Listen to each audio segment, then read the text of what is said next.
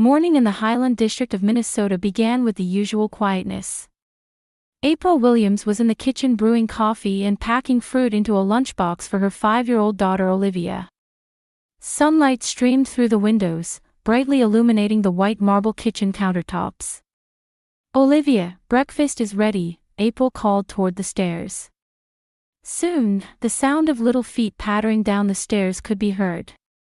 Olivia appeared in her blue unicorn pajamas, her blonde ponytail bouncing. "Good morning, Mama," Olivia said, rubbing her sleepy eyes. April kissed her daughter's forehead. "Good morning, Princess. What would you like to play today?" "I'm going to play dollhouse with Jessica," Olivia answered, her eyes sparkling. When the kitchen clock struck 7, Bradley came downstairs in a perfectly pressed navy suit. Bradley was known as the sales director of a prominent local pharmaceutical company. With his impeccable appearance and composed demeanor, he commanded respect from those around him.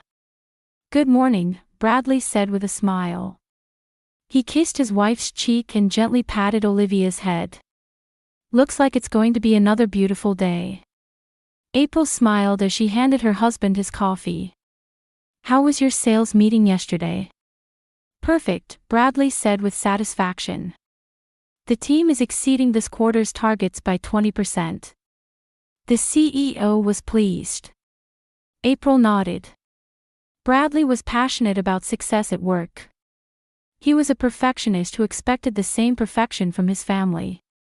On the surface, he was a loving father and husband, but when something didn't meet his standards, he could suddenly become irritable.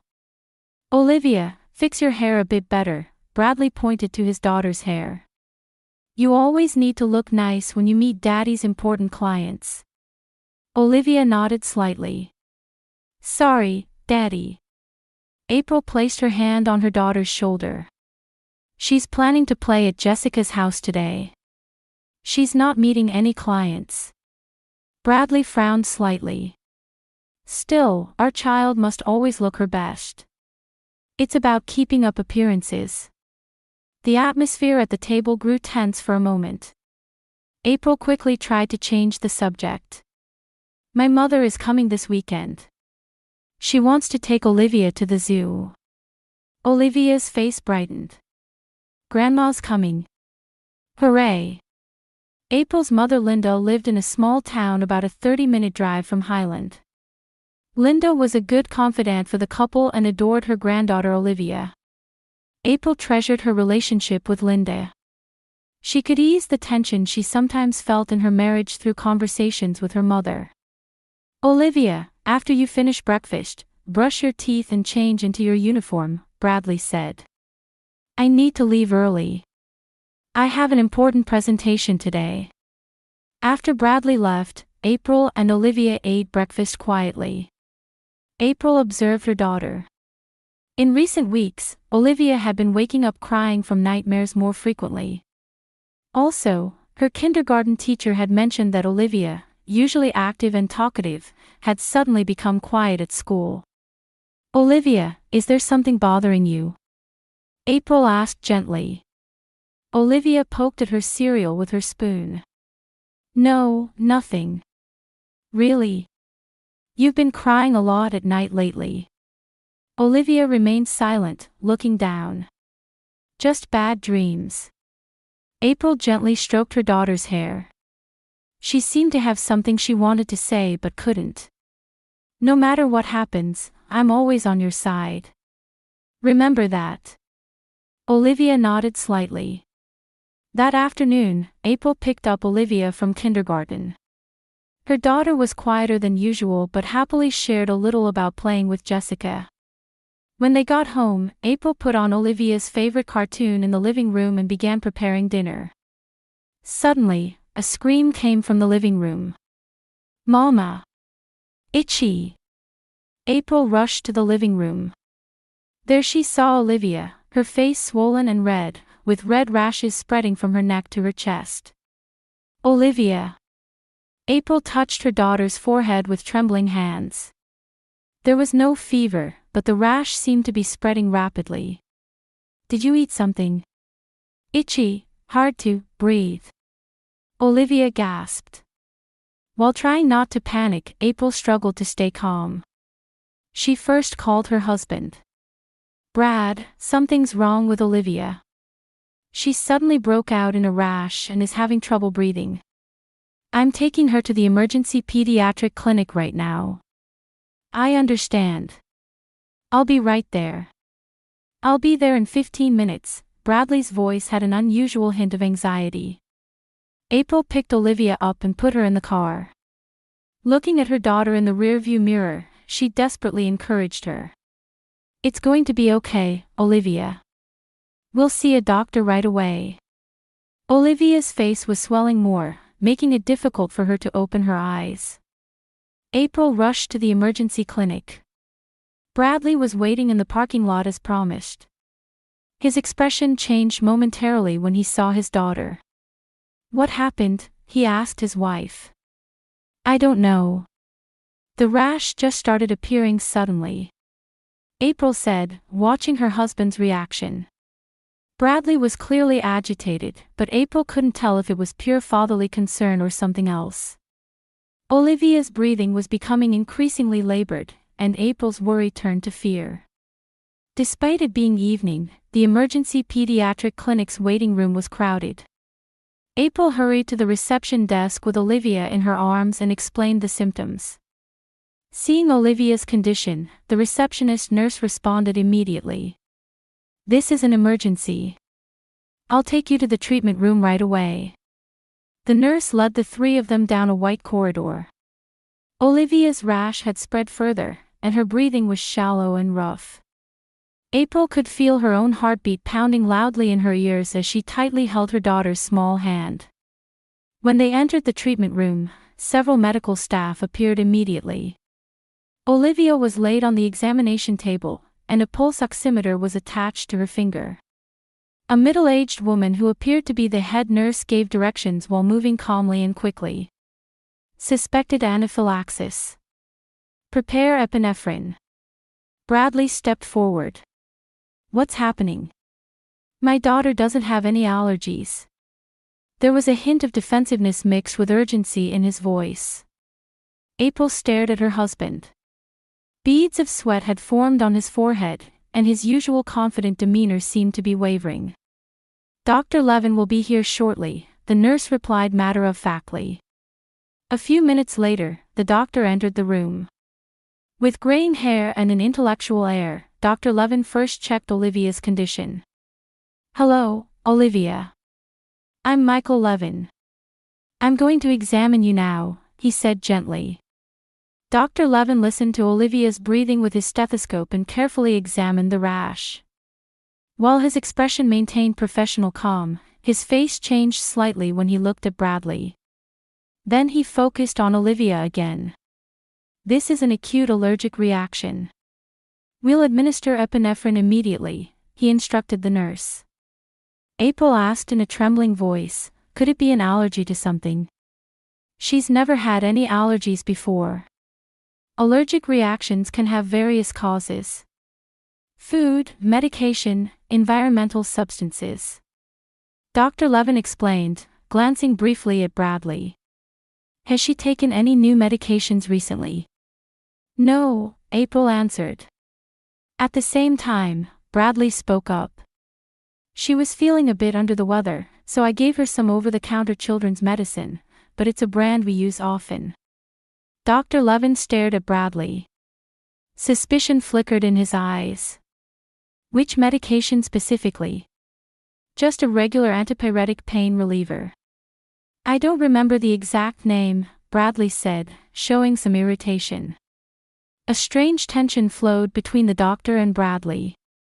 April sensed the atmosphere and felt uneasy. Mr. Williams, Dr. Levin said, addressing Bradley. We need to run several tests, including blood work. Would you mind waiting outside until the procedure is complete? Bradley hesitated for a moment but nodded. April, you can stay, he told his wife and left the room. As soon as Bradley left, Dr. Levin immediately gave instructions to the nurse. Take a blood sample and run an emergency toxicology screening. April was surprised by the doctor's words. Toxicology screening. Why such a test? Dr. Levin turned to April and lowered his voice. Just a precautionary test. Don't worry. His expression was calm, but his eyes revealed some dark concern. Meanwhile, the nurses administered epinephrine to Olivia and prepared an IV. Fortunately, the medication began to take effect quickly. Olivia's breathing gradually became easier, and the swelling in her face slowly subsided. Mama! Olivia called out in a weak voice. April rushed to her daughter's side. I'm here, Olivia. Mama will stay right beside you. Olivia's eyes were half closed, but she squeezed her mother's hand. I was scared. It's okay now, April said, gently stroking her daughter's hair. However, anxiety was swirling inside her. Why had Dr. Levin's attitude changed the moment he saw her husband? Why had he ordered a toxicology test? Was this just an allergic reaction? About an hour later, Olivia's condition had stabilized, and the test results came back. Dr. Levin frowned as he looked at the results. He gave some instructions to a nurse and turned back to April. Olivia's condition is stable. I'd like her to stay at the clinic for a few hours tonight for observation. I understand. How were the test results? April asked. Dr. Levin was silent for a moment, as if choosing his words. There are a few concerning points. I'd like to wait for more detailed test results. April felt anxious about the doctor's vague response but didn't pursue it further. Instead, she asked about her daughter's condition. Will Olivia make a full recovery? Yes, the acute symptoms have subsided. However, identifying the cause is important, Dr. Levin said with a serious expression. Mrs. Williams, I'd like to ask you something. Have you noticed any changes in your daughter's behavior recently? April nodded. Yes, for the past few weeks, she's been crying more often from nightmares in the middle of the night. Her teacher told me she suddenly became quiet at school, though she's usually active and talkative. Dr. Levin's expression darkened further. He was about to say something when Bradley returned to the room. How is she? How's Olivia's condition? He asked as he approached his daughter. She's stable, Dr. Levin regained his professional composure. We're running some additional tests to identify the cause of the allergic reaction. Bradley stared at the doctor. Tension flowed between them again. You probably won't be able to determine the cause anyway. What's important is that my daughter gets better. Of course, Dr. Levin agreed. However, his eyes didn't leave Bradley. But knowing the cause can prevent recurrence. April felt anxiety spreading in her chest as she watched the strange confrontation between the two men. Something was wrong. Something was very wrong. The air in the room was tense, with a heaviness as if no one was expressing their true thoughts. That night, Olivia slept in a clinic bed, and April stayed by her daughter's side. Bradley came into the room occasionally to question the nurses and doctors. On the surface, his attitude was that of a concerned father, but April sensed something unnatural about it. As the night deepened, April sat holding her daughter's small hand, thinking. Was there something behind this sudden event that she still didn't understand? Dr. Levin's concerned eyes and her husband's strange attitude. Were they coincidental, or was there some deep connection? The next morning, Olivia's condition had improved significantly overnight. The rash was still visible, but her breathing had returned to normal, and the swelling in her face had almost disappeared. April hadn't slept at all, spending the night at her daughter's bedside. Bradley had returned home to get some rest and came back to the clinic first thing in the morning. His face showed signs of fatigue, but his usual confident demeanor remained unchanged. April, we're ready to be discharged, Bradley said as soon as he entered the room. Dr. Levin has apparently given discharge permission. April was puzzled. I haven't heard directly from him. I heard it at the reception desk. The paperwork is ready, Bradley said, unable to hide a hint of irritation. Let's get home quickly. I don't like that doctor. April felt uncomfortable with her husband's attitude. Bradley usually showed respect for medical professionals. Because he worked for a pharmaceutical company, he had frequent contact with doctors. Why did he only dislike Dr. Levin? Olivia, how are you feeling? April smiled at her daughter. Olivia nodded slightly. Better, Mama. But still a little itchy. I'm glad, April felt relieved. However, her anxiety didn't disappear completely. Dr. Levin hadn't appeared in the room that morning. April wanted to talk to him. She wanted to ask about his strange attitude and the tension between him and her husband. I'll go pick up the prescription, April told Bradley. Can you help Olivia get dressed? Bradley hesitated slightly but agreed. All right. But hurry up. I want to get out of here. April went into the hallway and headed for the nurse's station. There she found Dr. Levin reviewing some documents. When she approached, the doctor looked up. Good morning, Mrs. Williams. His voice maintained professional calm, but concern showed in his eyes. How is Olivia doing? She's better. I heard we can be discharged. Yes, the acute symptoms have subsided. Dr. Levin looked around and lowered his voice. I've written a prescription. You can pick it up at the pharmacy. Taking advantage of a moment when no nurses were around, he leaned closer to April. Have you ever met your husband somewhere before? April was surprised. No, I don't know. Why do you ask? Dr. Levin checked their surroundings again. Mrs. Williams, there are several concerning points in your daughter's test results. I can't talk in detail now, but... He cut off his words and took a small piece of paper from his pocket.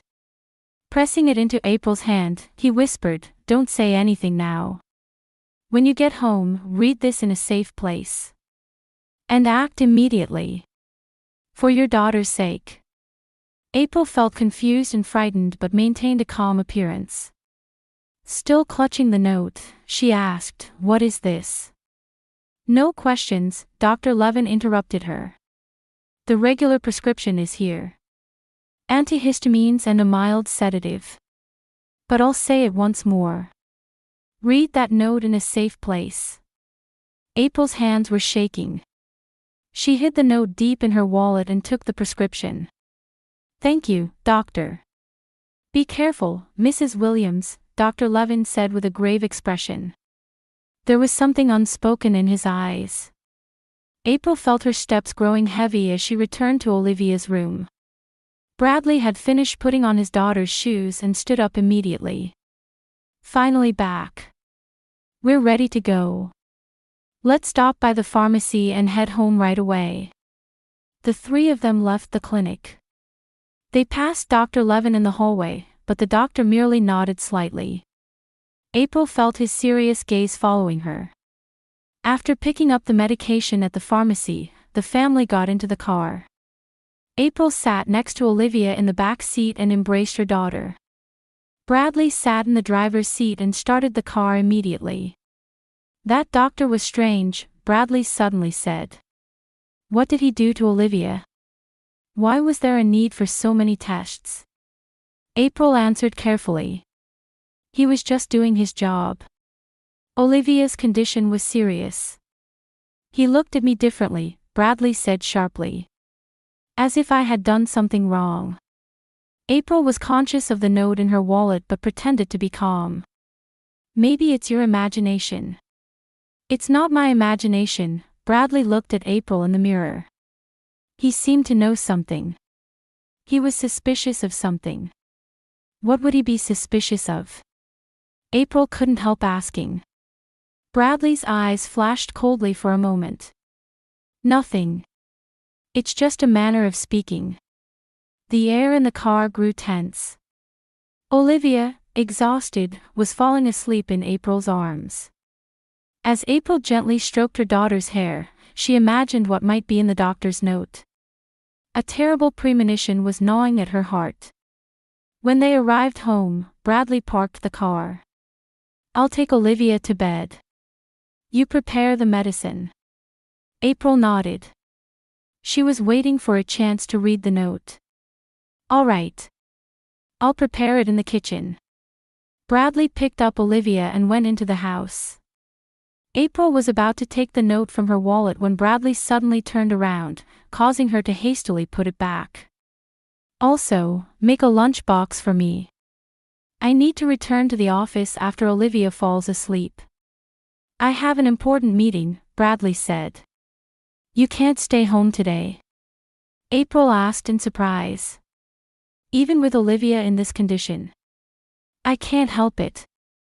Today's presentation is important." Bradley's voice left no room for argument. "Besides, she's already getting better, isn't she?" April trembled inwardly at her husband's coldness. Even though their daughter had just recovered from a serious medical emergency, he was just trying to get back to work. This wasn't like him. While preparing medication in the kitchen, April observed Bradley and Olivia on the sofa. He was saying something to Olivia. She was nodding silently, but her small body appeared tense. After Bradley took Olivia to bed, he went to take a shower. April seized the opportunity and rushed to the bathroom. Locking the door, she took the note from her wallet with trembling hands. As she unfolded the small piece of paper, a neat handwriting revealed a short message. April gasped and read line by line. The content of the note confirmed her worst fears. With the shower still running, the blood drained from April's face. Her hands were shaking, and her heart was beating violently. After finishing reading the note, she considered flushing it down the toilet but, intuitively thinking it might serve as evidence, hid it deep in her wallet again. Looking at her face in the mirror, April steeled her resolve. No matter what, she had to protect Olivia. To do that, she needed to act now. She took a deep breath and left the bathroom. "Brad, your lunch is ready," April called out in as normal a voice as possible. "I've also prepared Olivia's medicine, so I'll give it to her before you leave." Bradley appeared in the kitchen drying his hair with a towel. "Thank you. I'll leave in an hour." After Bradley left for work, April's heart was pounding heavily. Olivia was finally sleeping peacefully, and the house was wrapped in silence. April rushed to the bathroom and took out the doctor's note again. With trembling hands, she unfolded the paper. It read, "Your husband is also the father of another child I examined 6 months ago. That child came in with the same symptoms, and investigations revealed deliberate drug administration as the cause. Your daughter's test results show the same pattern. Contact the police immediately." Pieces began connecting in April's mind. Olivia's nightmares, her sudden personality changes, and now this rash. She covered her face with trembling hands. How could it be possible that her husband was intentionally harming their daughter? However, Dr. Levin was undoubtedly certain. He had mentioned another child. April knew that Bradley had an ex-wife and a child from that marriage. But Bradley had explained that the child had died in an accident. April made up her mind. She needed to know the truth. Right now. First, she went to the bedroom to make sure Olivia was sleeping safely. Next, she headed to Bradley's study. Normally the room was kept locked, but because he had left in a hurry, it was open today. With her chest tight with tension, April entered the room. The first thing she noticed was neatly organized documents and several pharmaceutical books. Bradley was meticulous about his work.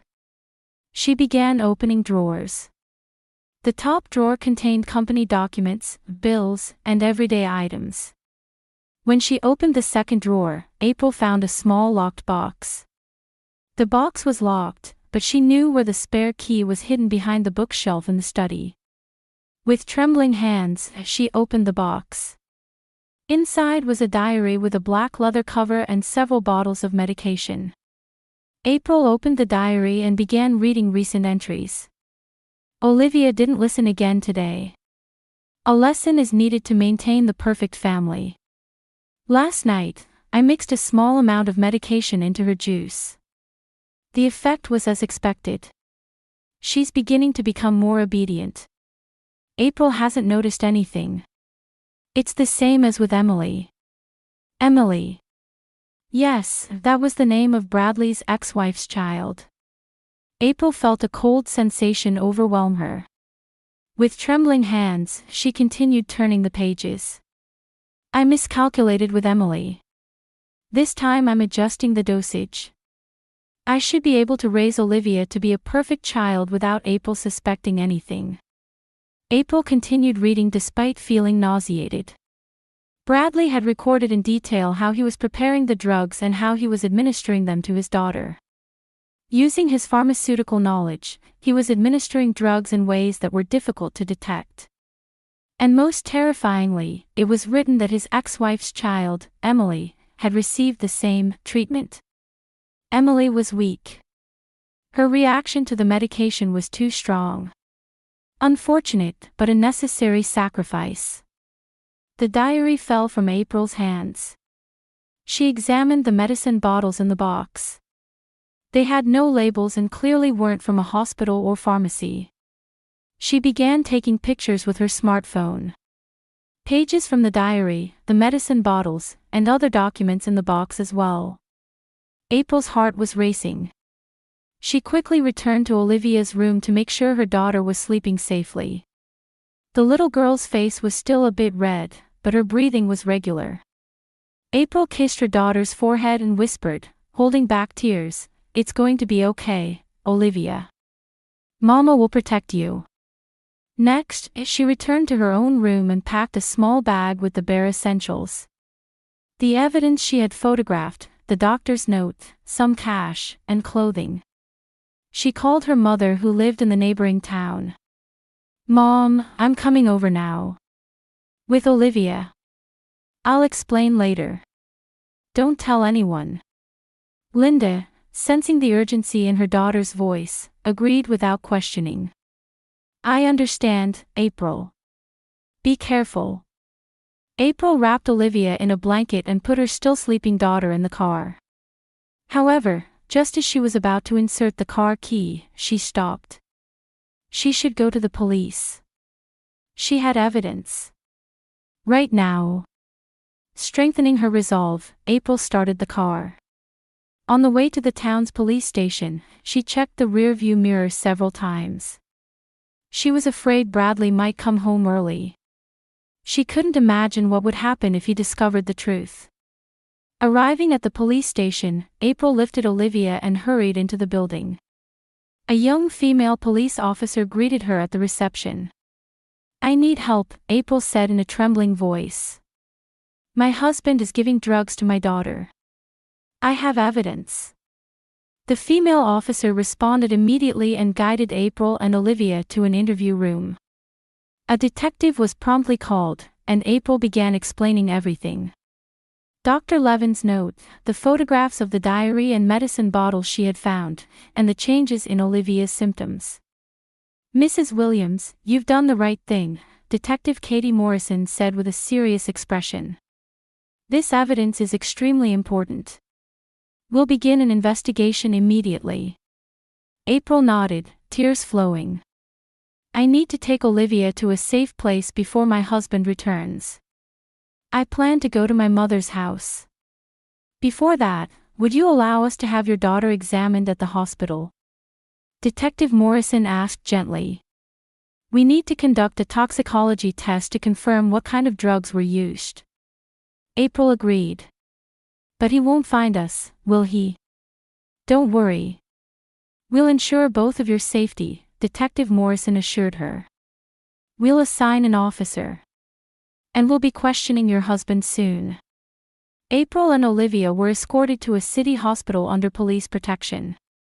Olivia woke up along the way and seemed confused, but April embraced her daughter and gently explained, "We're going on a trip to Grandma's place." During the hospital tests, Detective Morrison contacted April. The police had gone to Bradley's workplace and brought him back for questioning. His study had also been searched, and beyond the evidence April had found, many more drugs and records had been discovered. How did he react? April asked fearfully. He denied it at first, but when confronted with the evidence, his attitude changed, the detective answered. He's claiming that he was just trying to create the perfect family. A cold feeling spread in April's chest.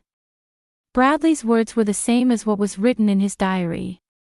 He truly believed his actions were justified. Late that night, when April arrived at Linda's house with Olivia, she was finally able to feel a bit of relief. She explained everything to her mother, and the two embraced and cried. "You were very brave," Linda said, stroking her daughter's hair. "You and Olivia are safe now. We'll get through this together from now on." As April gazed at Olivia's sleeping face, she fully felt everything that had happened today for the first time. Her world had collapsed in a day, but she had managed to protect what was most precious: her little daughter's life and future. On a spring afternoon 6 weeks after Bradley's arrest, April sat by the window in her mother Linda's house, watching Olivia playing in the backyard. The little girl was gradually regaining her energy, but she still sometimes woke up from nightmares in the middle of the night. Fortunately, April's mother was a retired child psychologist and had the knowledge and experience to support her granddaughter's recovery. "She slept through the night yesterday." Linda sat down next to April with a coffee cup. "It's small progress, but she's definitely getting better." April smiled. "Thank you, Mom. Without you, I don't know what would have happened to us." Linda took her daughter's hand. "You were brave. Many people don't have such courage." Through the police's thorough investigation, Bradley's past was being revealed one after another. His ex-wife's child Emily had also died with similar symptoms, but it had been processed as an accidental death at the time. With Dr. Levin's testimony and new evidence, that case was being reinvestigated. The drugs Bradley had been using contained special ingredients obtained through his connections at the pharmaceutical company, making them difficult to detect in regular tests. "I got a call from the detective," April said, still looking out the window. "There's a preliminary hearing next week. Will you testify?" April took a deep breath. "Yes. For Olivia's sake, and for Emily's sake, I need to testify." Preparing for the trial was mentally exhausting, but April felt she was growing stronger each day. She had begun participating in a victim support group, meeting other parents who had similar experiences, and drawing courage from their stories. When April saw Bradley at the first preliminary hearing, she was surprised to find that he looked like a completely different person from the husband she had known. He continued to claim until the end that he was just trying to raise a perfect family. During the trial, a psychiatric evaluation was conducted, and he was diagnosed with severe controlling desires and pathological perfectionism. Ultimately, the jury considered all the evidence and found Bradley guilty. He was sentenced to life imprisonment for the harm to Olivia and in connection with Emily's death. A year after the sentencing, April and Olivia had started a new life in a new apartment. April had begun working as a counselor at a local support center, determined to use her experience to help other families. With the help of a child psychotherapist, Olivia was gradually recovering and beginning to make friends at her new school. One evening, after Olivia had finished her homework, April held her daughter and asked, "Are you happy?" Olivia looked up at her mother and showed a genuine smile. "Yes. But sometimes I have scary dreams." "That's normal, Olivia. Time will heal it. And we have each other, don't we?" Olivia nodded. "Mama, will you help other children someday too?" April smiled, surprised by her daughter's insight. She had recently begun researching foster care. In particular, she was considering taking in children rescued from abuse or dangerous environments. "Yes, I'd like to. We have a lot of love to give." That night, after putting Olivia to bed, April sat in her study and finished writing a thank you letter to Dr. Levin. Without his brave action, neither she nor Olivia would be here today. Looking up at the starry sky outside the window, April reflected. She had learned from bitter experience that true family is not about blood ties but about bonds of love and protection. And now, she was ready to extend those bonds to other children who needed them. At the end of the letter, she added a simple sentence: "Your courage gave us the strength to begin our new life. From now on, we'll move forward with the same courage."